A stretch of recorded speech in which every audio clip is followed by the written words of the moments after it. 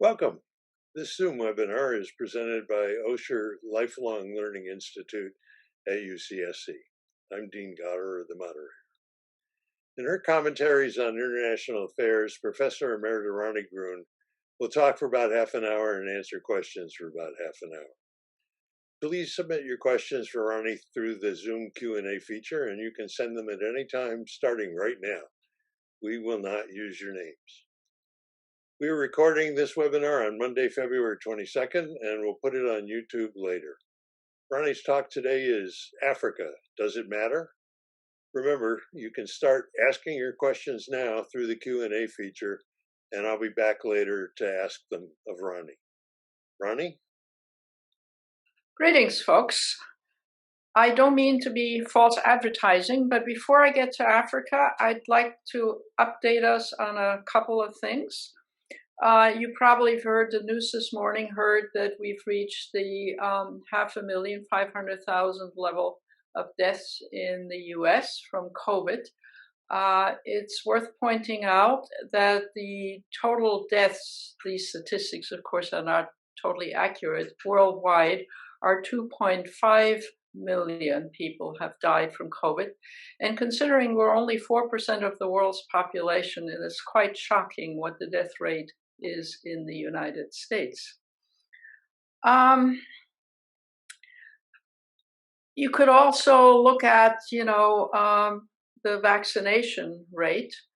And the industrial countries have 14% of the world's population and have had or used 53% of all the vaccinations in the world. So that too is relevant, both to people who are living with the disease and dying, but also for the future of politics.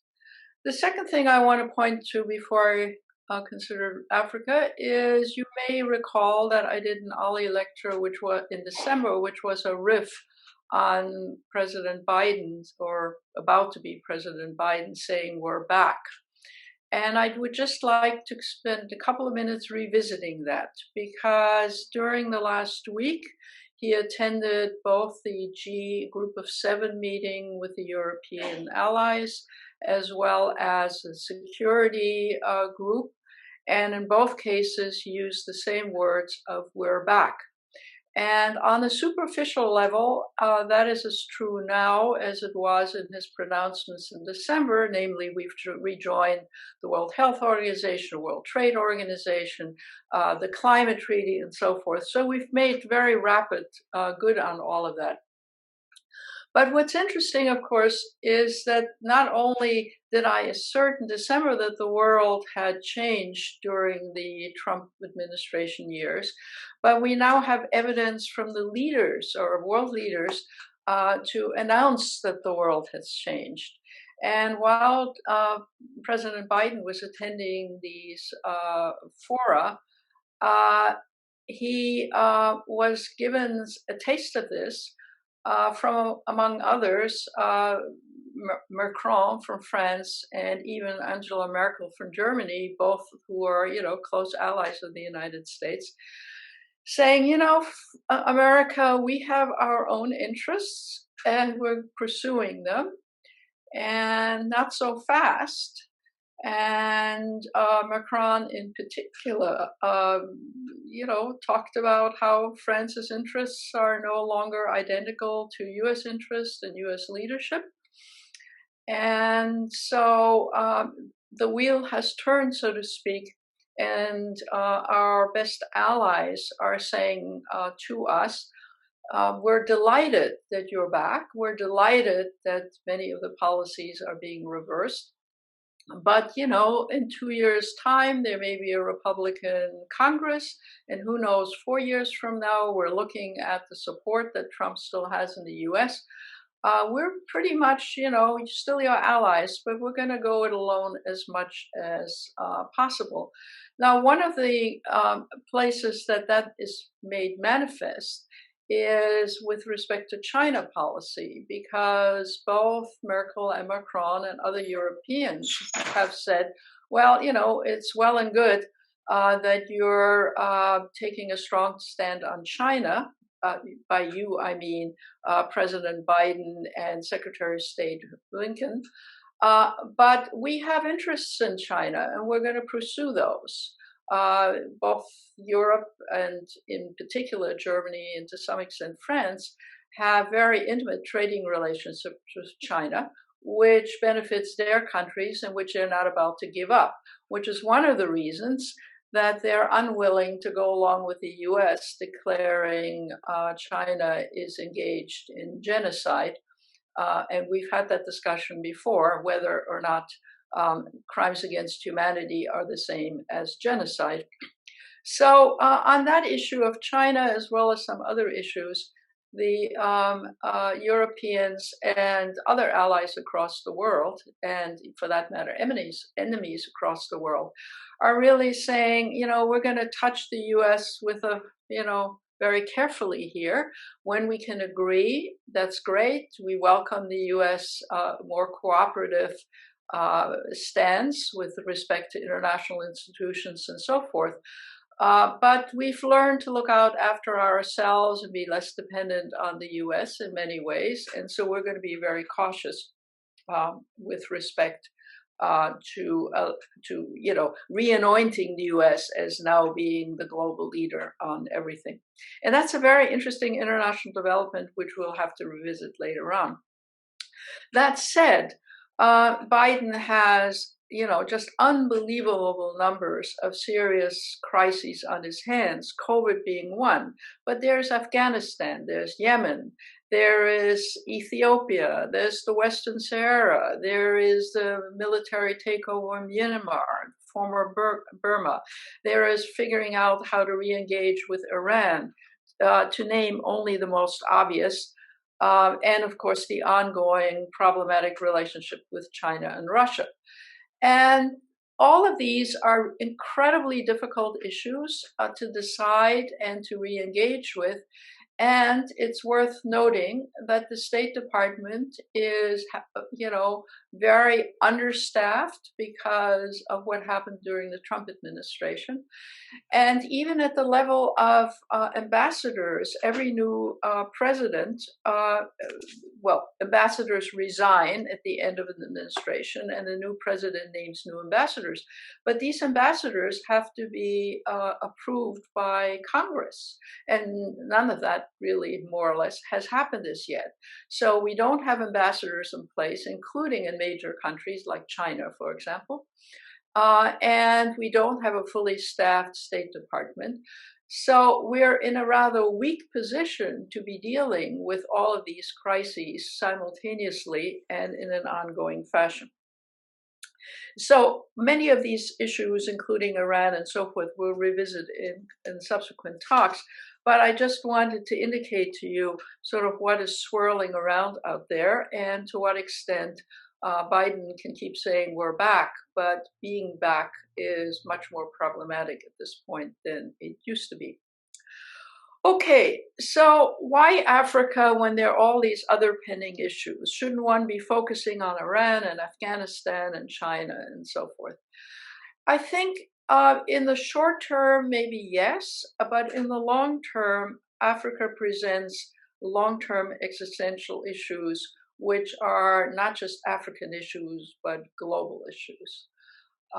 Africa at the moment has a population of maybe 1.2 or 1.4 billion people. One never knows exactly with Africa because most have never had census, so people are guessing exactly about how many people. But it's a large population, and even probably more surprisingly for those of us in the West, 40% of the population is under the age of 15, which means massive need for employment, massive need for schooling, massive need for healthcare, mind-bogglingly massive issues ahead. And why, besides the sort of practical issues, why are they existential issues? Well, because the African population will have to spill over into the rest of the world, and not just because it can't find employment very well for all those people, and because a fair chunk of the world, Europe, the United States, even China, not in the not too distant future, Japan, will need workers because their populations are aging.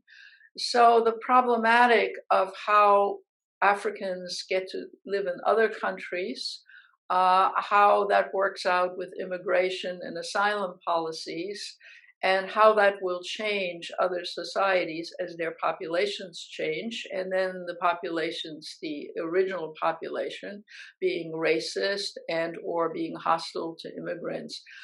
These are political problems and economic problems that will get visited upon the world. Perhaps equally serious or more serious is the climate issue. There is no other continent, save perhaps Antarctica and so forth, where the climate change issue is as serious as it is in the African continent. Because under the best of circumstances, African climate, quality of soil, access to water has been a serious issue for many years in many countries. But now with climate change, this is becoming quite dire. And so the climate issue and how to address climate issue on the African continent to make life on that continent viable and livable for the rest of the century is a problematic, not just for Africa, but for every imaginable other country in the world.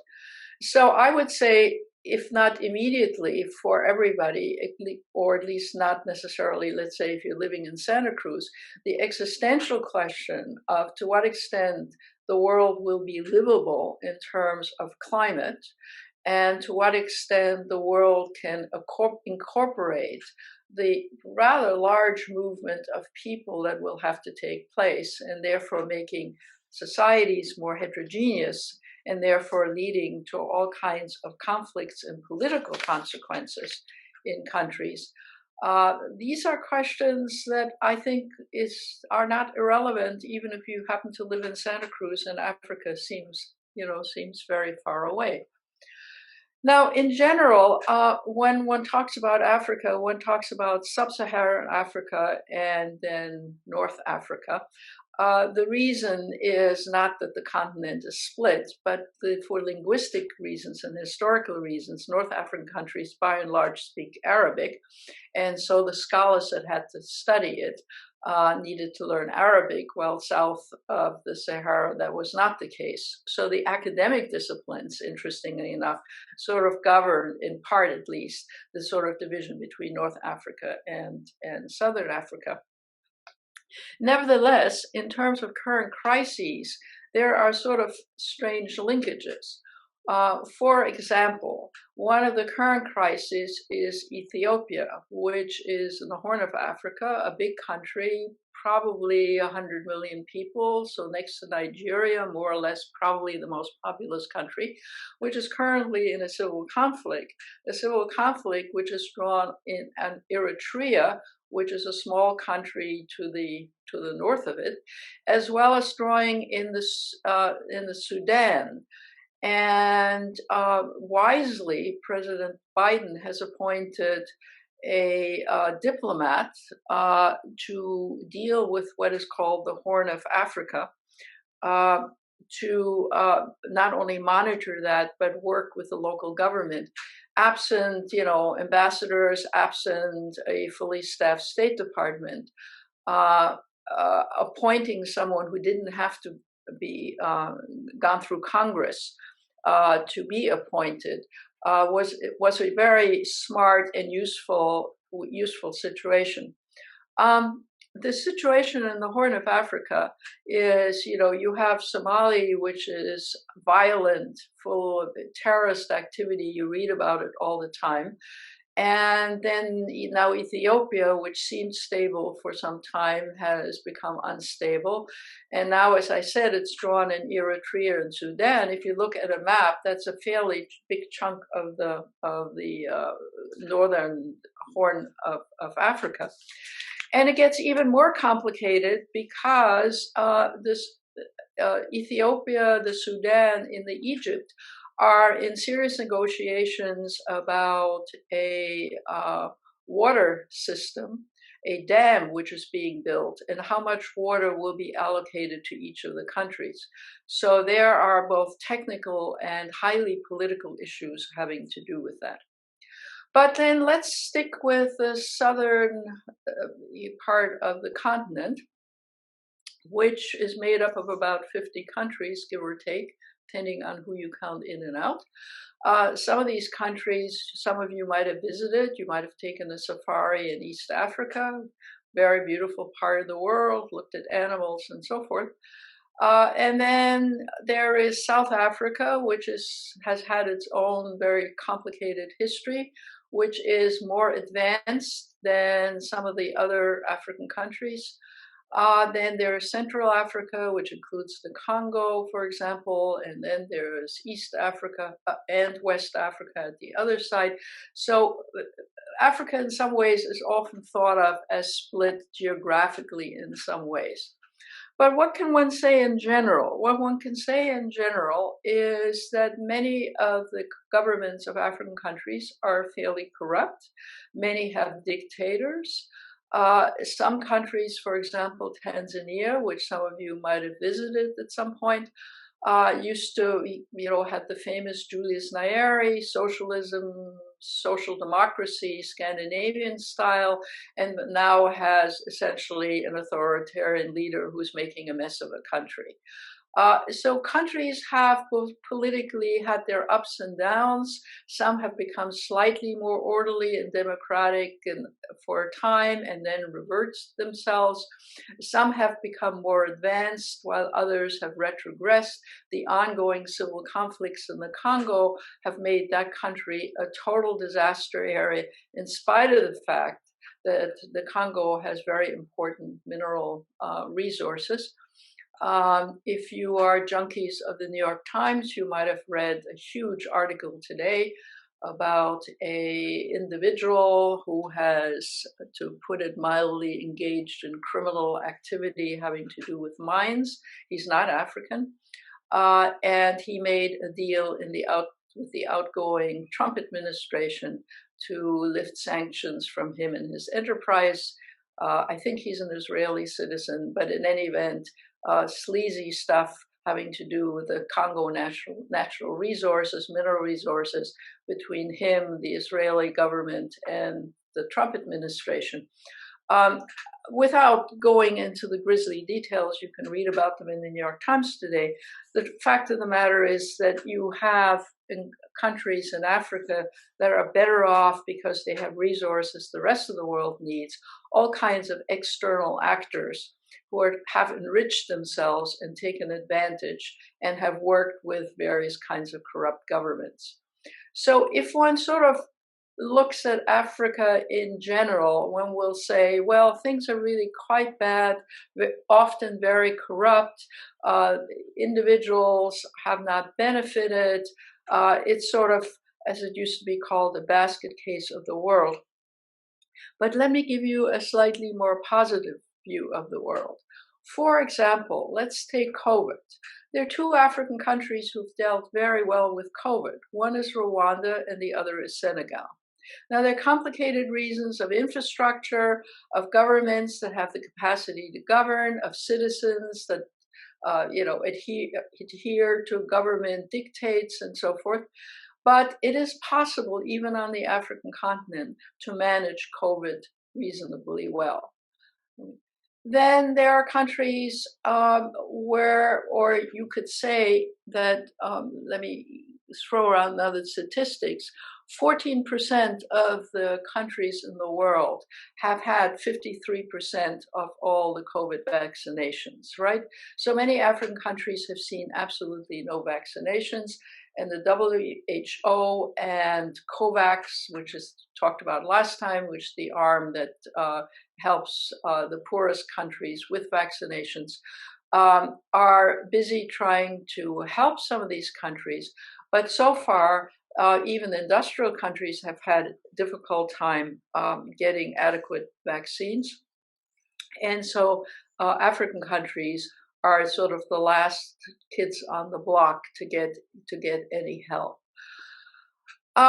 Do we know the level of outbreak of COVID on the African continent? We know it for some countries, not other countries.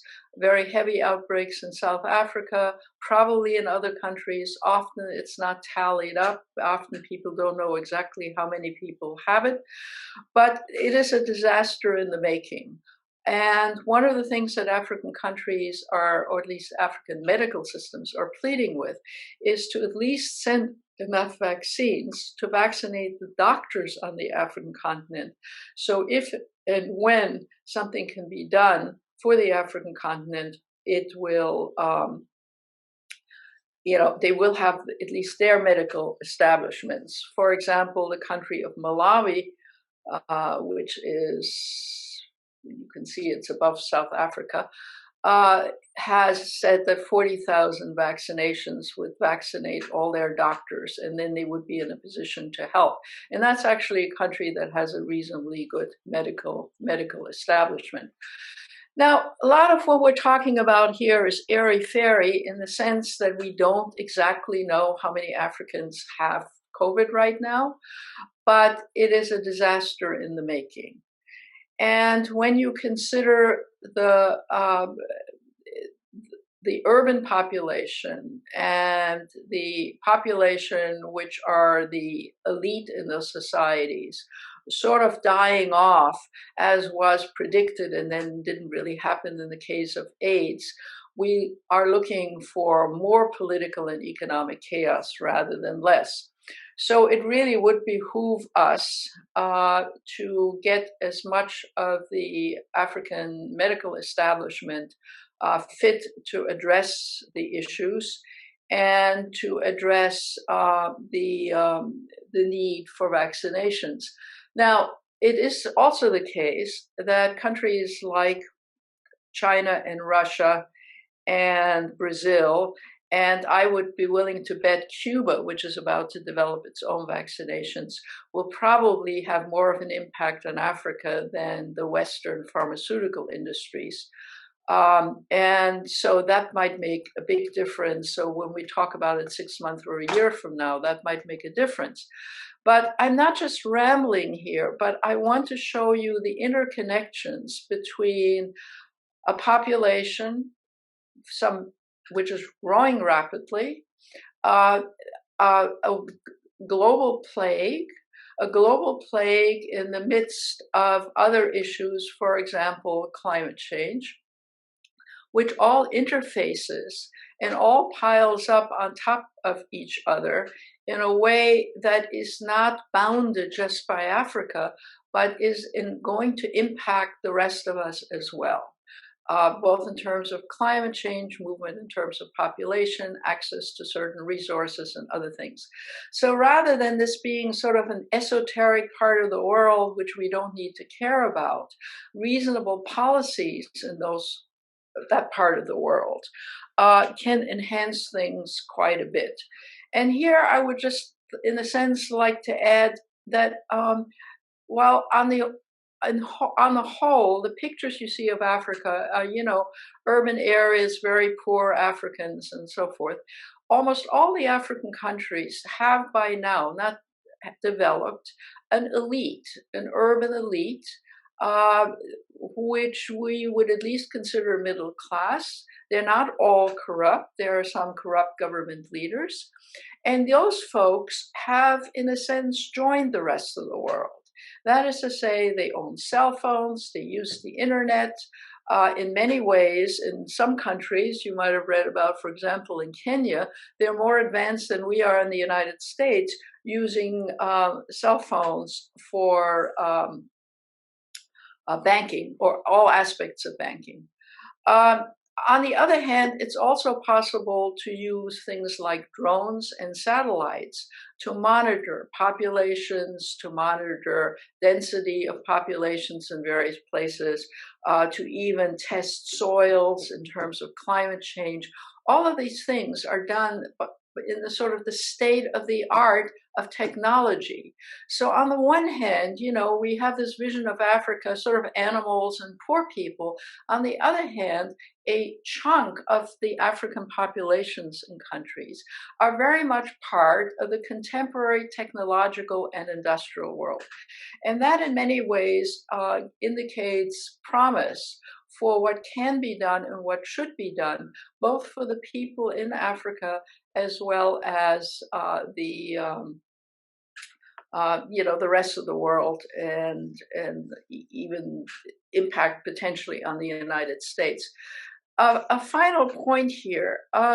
For example, because of COVID, the education system in many African countries has collapsed. That is to say, people aren't going to school. They closed the school because of COVID, just as they have done here. And what the spin-offs from the United States, at least, is that, you have children with psychological problems, they've fallen behind in their education and so forth.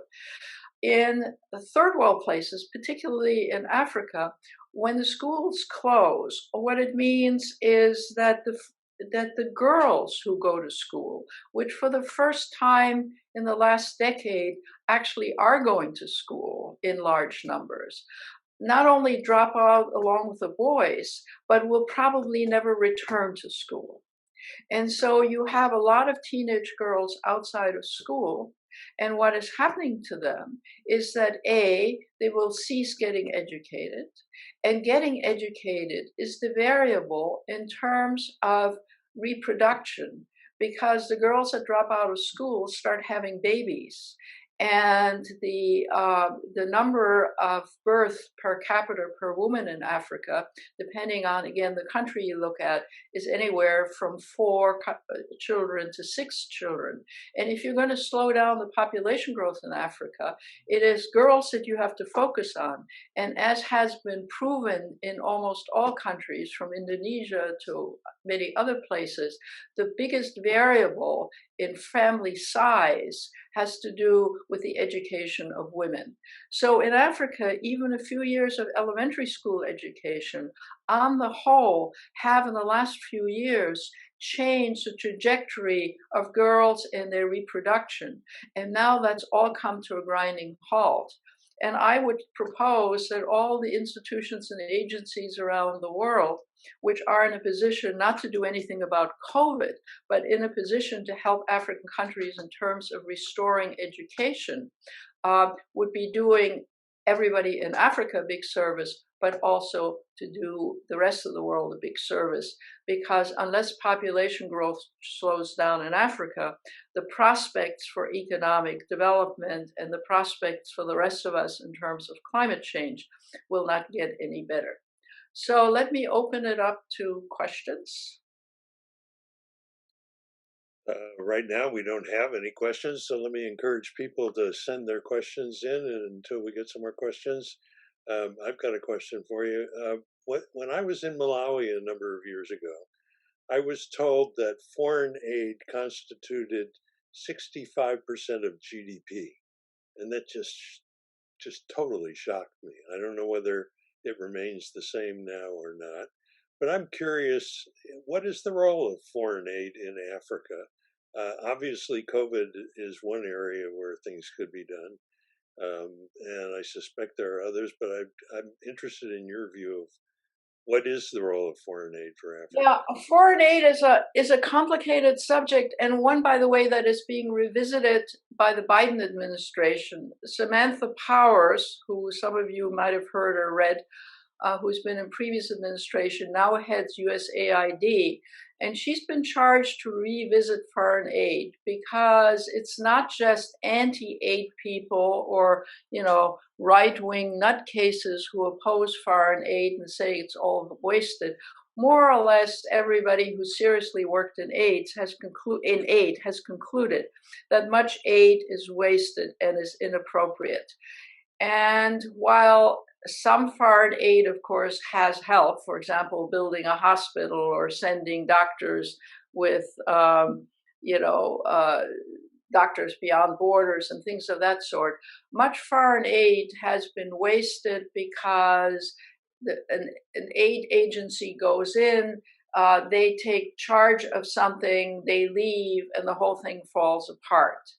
And the new sort of fashion in AIDS, if I can call it that, in aid, I'm sorry, if I can call it that, is to say that aid is really not very useful if it is run, managed, and focused by foreigners. It has to include local people, and local people have to identify how to do projects and need financial and sometimes technical assistance. But unless you have local involvement, what happens is you have a project, it comes to a conclusion, and that's the end of it, and everything falls apart. Now, having given a sort of dismal picture of all of that, it is also true to say that there have been projects in health and agriculture and so forth that have done some good and have, in a sense, primed the pump for local people to be involved and to run the enterprises.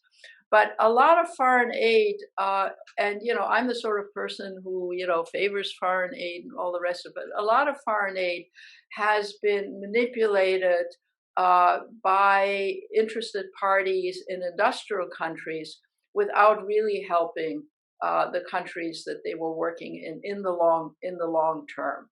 So the history of 50 years, let's say, of foreign aid has in many ways been that the failures exceed the successes.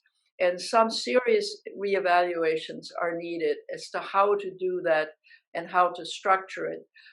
If I could go back to a hobby horse of mine, one of the more useful ways to help African countries is to allow for advanced education of Africans overseas. Because it means people come back with, the indigenous people come back with technical skills that they can help their own societies, and they understand their own societies better than the rest of us. I think I mentioned last time that right now there are more Africans studying in China than they're studying in the United States and Great Britain combined. And that's a serious change. Now, I'm not saying that's necessarily a bad change, but because it's too early to evaluate.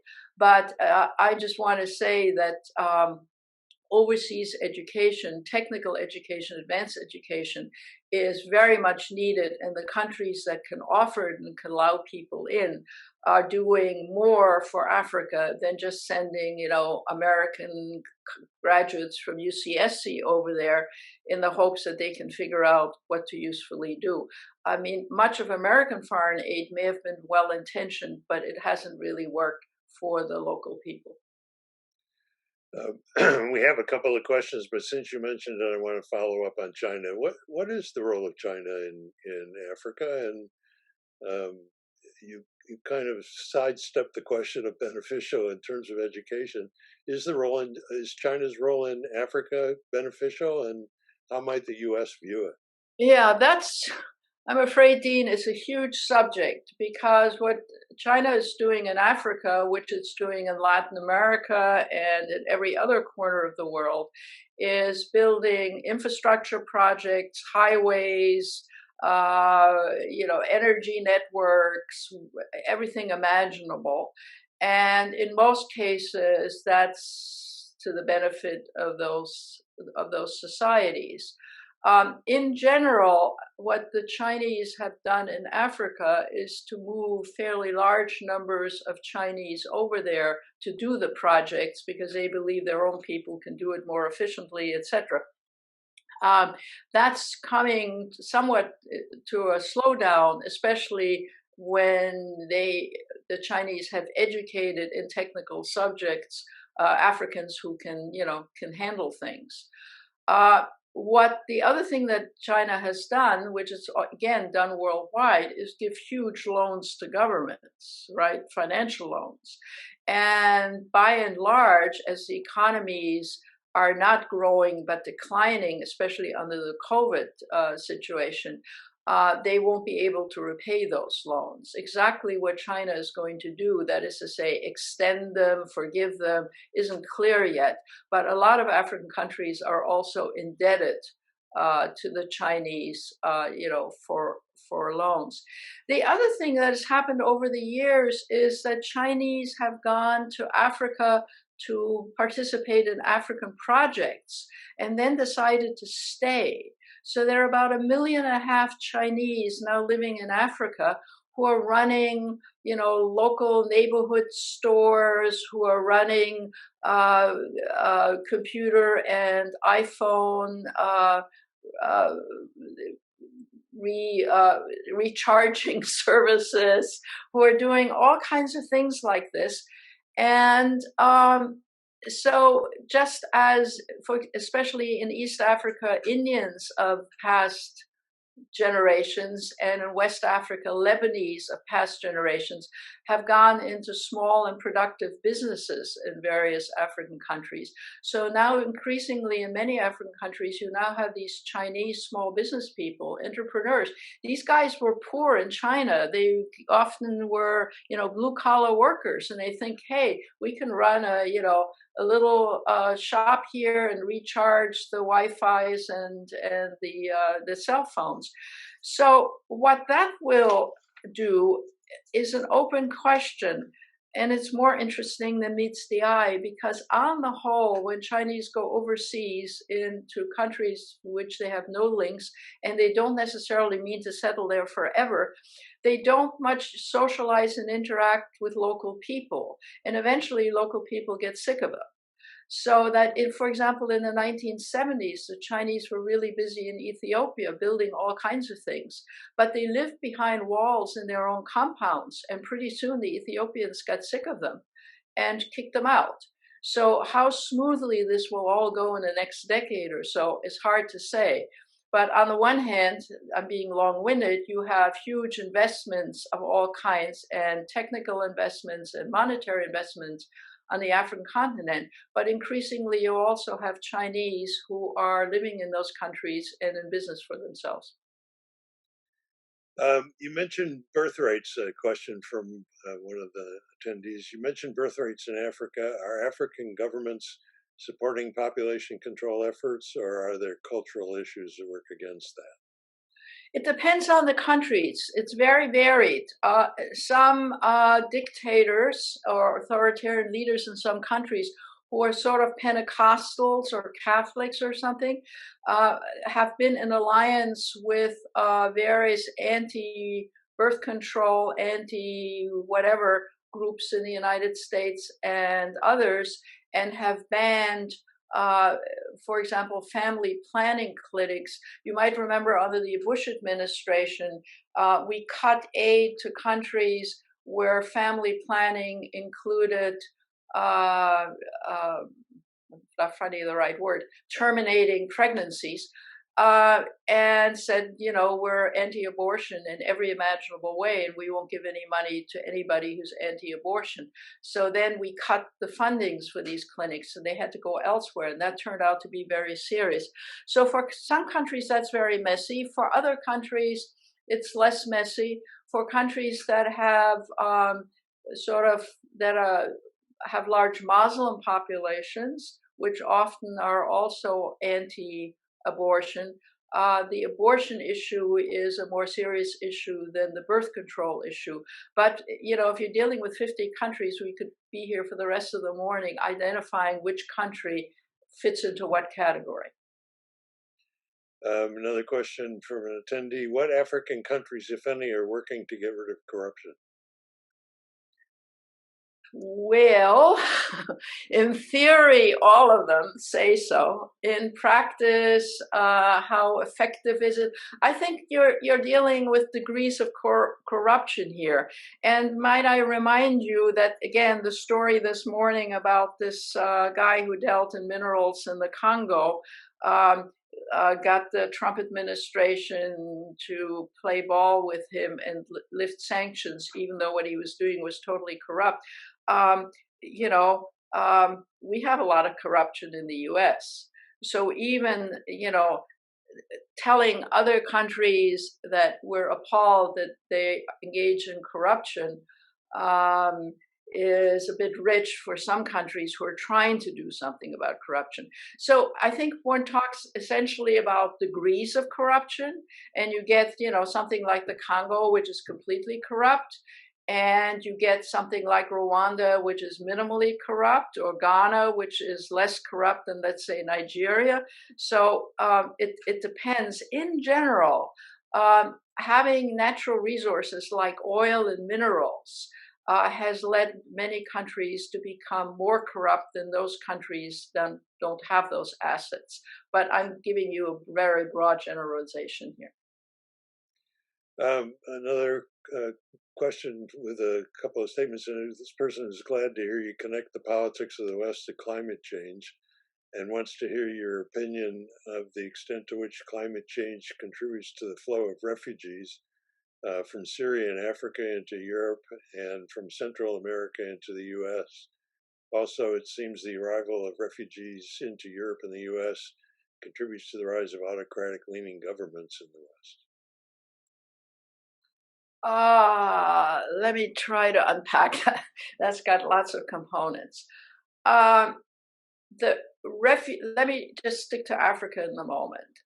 There are lots of refugees who are trying to get from various West African countries, especially Sahel countries, where trying to make some kind of living has become impossible for the younger generation. There just aren't any jobs, and furthermore, their parents might have been farmers, but the farms are dying because of climate change, and those people are moving towards North Africa and then try to get into Europe. So you have that kind of flow. Another kind of flow you get is from countries which are in civil conflict of one kind or another. So, for example, the Congo and the corruption in Zimbabwe leads to all kinds of people from those countries to drift down to South Africa in the hopes that they can find some kind of employment there. And having refugees needs to be sorted out from refugees who are fleeing because of the definition of a refugee, fleeing for their lives, fleeing because they're at risk economically or politically, although, by the way, the refugee treaties of the UN only deal with political and religious risks, and they don't deal with economic risk, which is a whole nother ball of wax. That those refugees who are saying we are under physical and whatever kind of threats, that needs to be separated out from migration. Migrants are simply people who are saying we can't make a living, or we don't want to live in our country anymore. We would like to move to a different country. And so when people get too much of a flow drifting into their countries, then everybody refers to them as refugees. Many of them are just migrants, right? On the other hand, since migrants on the whole are getting kicked out as countries close their doors, people claim refugee status or hope they can claim refugee status because otherwise they can't stay, right? So, for example, almost everybody who leaves Afghanistan and Syria pretty much can claim refugee status given the warfare there and given the fact that their lives are under risk. If, on the other hand, you're from Niger or Burkina Faso, your claim really is mostly an economic claim, but you might claim to be a refugee. So that gets all pretty complicated. Do refugees and migrants automatically lead to authoritarian government? No, not necessarily. I mean, you have countries like the United States, Canada, and Australia who are countries made up of refugees and migrants, right? I mean, some of our ancestors came to this country because they were refugees and their lives were at risk, and others came because they couldn't make a living anymore in wherever it was, Sweden or Poland or wherever, and they wanted to come and join people in the United States. And the same thing is true, by the way, of Central and Latin America. There are people who argue for refugee status who are under threat. They're living in very violent countries, and things have happened to their families and ancestors. And there are other people living in Central America who are saying our farms are not working anymore. We want to come live in the United States because we have relatives there and we hope to be living there. Now, the right-wing aspect of it, the conservative aspect of it in receiving countries is that people who like their homogeneity of their population, for example, the Germans, right, which now has a serious right-wing movement, which often sort of sounds almost like a Nazi movement, which are essentially saying, you know, our population is changing. We now have people of color living here. They're not German, right? So there's racism built into all of this. Have countries demonstrated that they can absorb large numbers of refugees or migrants? Sure. Again, the United States, Canada, Australia. After one generation, people who come to the United States meld into the United States in one fashion or another. And while the prejudice that right-wing governments use, for example, let's take Hispanic people from south of the border, get away from Africa for a minute, will say, well, you know, when my ancestors came over from whatever, Sweden or Germany or something, they learned English and they became Americans. These people don't do that.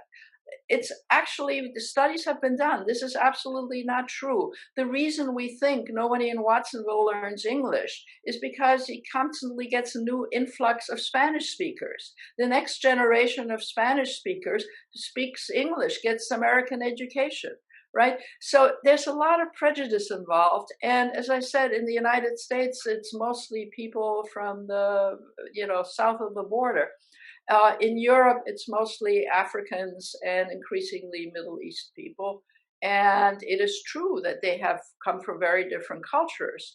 But if you allow them to acculturate, generally speaking, and don't have, you know, racial prejudices, people meld in. It's just that, you know, a country like Sweden or Germany or whatever are used to a very homogeneous population. You know, everybody is of one religion, everybody looks the same more or less and so forth. So they're not used to it. And I'm saying that in the world of the future, everybody better get used to it because people are going to be moving around. This next question returns to the issue of COVID and death in Africa. And the question is directed towards asking you what factors you think account for the very low reported COVID cases and deaths per capita. And the questioner cites Nigeria, fewer than one death per 100,000, Malawi, reported to have 5.3 per 100,000 compared with 150 deaths per 100,000 in the US. Right. And the questioner wonders what other factors might be involved, or is it true that Africa's COVID burden is comparatively low? And then as a second part of that, does that factor into the global vaccine distribution or COVAX plans? Yes, lots of parts of that question. First, of course, in African countries, you don't have good statistics, so people die all the time, and it's not always clear what they're dying of. So that's the first problem. The second issue is that because, as I mentioned earlier, you have a very young population, and we have noticed in the West that the young population has reduced sickness and death and so forth from COVID. It's not absent, but it's reduced. The young population, the fact that the population is so young, might in fact be depressing the numbers. The third thing has to do with how people live. There's much more outdoor living, even in dense urban areas, than there is in the United States. So it may be that people get exposed somewhat less. But this all needs to be studied in the future. But I think that everybody expects that the numbers will increase, both because of statistical accuracy and also because these other factors will diminish in producing reduced numbers. COVAX is actually arguing that 20% of all the vaccinations the vaccines available should go to the African continent. And that may not sound a lot for 1 billion plus 2 or 4 people, but it certainly would be a start. And it's to some extent, AIDS and Ebola, both of which were very prevalent in very many African countries, taught African countries quite a bit in terms of isolating people. For example, people in Senegal are very obedient about isolating from each other, not being inside and so forth, because they have seen what Ebola can do. In the southern part of Africa, for example, in Botswana, which only has, over it has a very low population, 1.5 million or something of population. They suffered seriously from AIDS and developed a serious infrastructure about how to deal with communicable diseases of one kind or another. So in some odd way, Africa has had more experience than some of the rest of us with dealing with this. But as I said, the youth of the population, the non-statistically accurate counting what people die of, and all kinds of things, I think factor in. Returning to China, this questioner asks, isn't China's motivation in Africa to extract natural resources? Oh, sure, absolutely. But that's been the motivation for Europe and the United States and everybody else. That's exactly right. And, there's absolutely no reason why the resources shouldn't be extracted. The question is, to what extent do the extracting companies or the heads of these companies make all the billions and millions, and to what extent is the cut that the local people get and the local governments get commensurate with the fact that they're their resources, right? So it's the equity and so forth.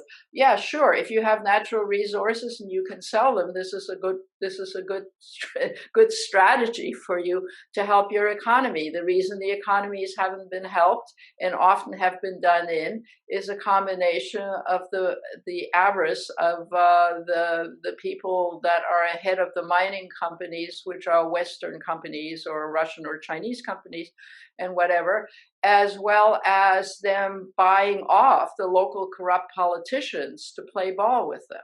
So in a fairer system, the natural resources would be a good thing to sell. The problem is it's not a fair system and it's completely corrupt at this point still.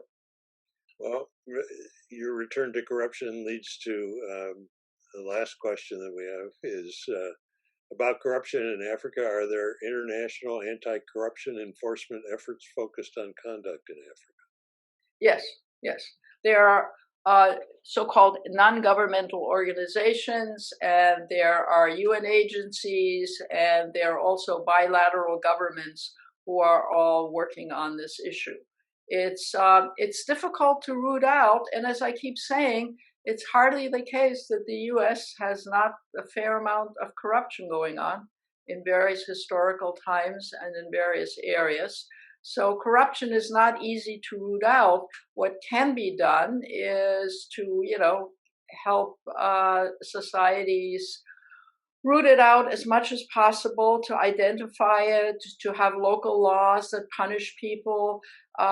Very often the corrupt leaders in African countries are helped by corrupt businessmen and governments outside of Africa. I'm not blaming it all on outsiders. I'm just saying outsiders are often enablers of the corruption that is going on. Okay, the last question is not a question but a comment, and I hope this won't cause you to blush. Thank you very much for doing this. Your talks are always informative and valuable. And so let me add my thanks to you, Ronnie. Could I just intervene for a minute and say I'm happy to get feedback, to get questions, to get topics, etc., so we can talk both ways between you and the listener and myself. Sure, you bet. I hope everybody enjoyed today's webinar with Ronnie. Join us again in 2 weeks on Monday, March 11th at 11 a.m. for another in the series of commentaries on international affairs webinars with Ronnie Gruhn. Thank you.